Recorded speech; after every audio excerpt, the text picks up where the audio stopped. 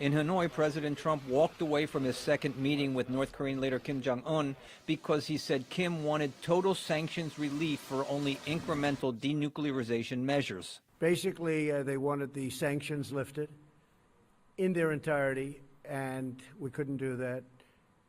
They were willing to denuke a large portion of the areas that we wanted, but we couldn't give up all of the sanctions for that. North Korea says it asked only for partial relief of sanctions that affected the economy, but perhaps the most important leverage Trump holds in nuclear negotiations are United Nations restrictions in place that limit the country's oil imports and bans most exports.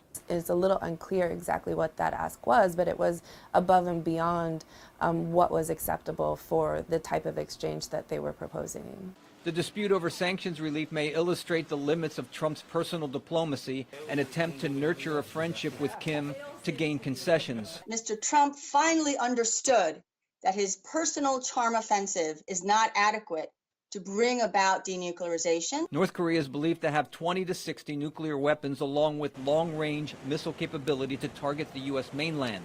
During the first Trump-Kim summit in Singapore, the North Korean leader made a broad commitment to work towards complete denuclearization. In Hanoi, the two leaders were expected to agree to concrete measures, such as dismantling the Yongbyon nuclear site that processes plutonium fuel, and to improve relations by signing a peace declaration.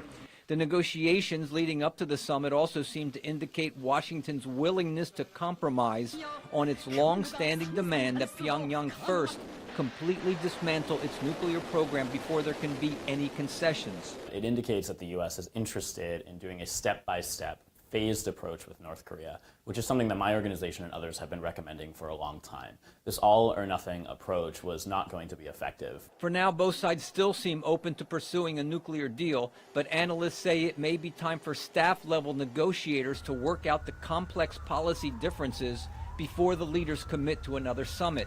Brian Padden, VOA News, Washington.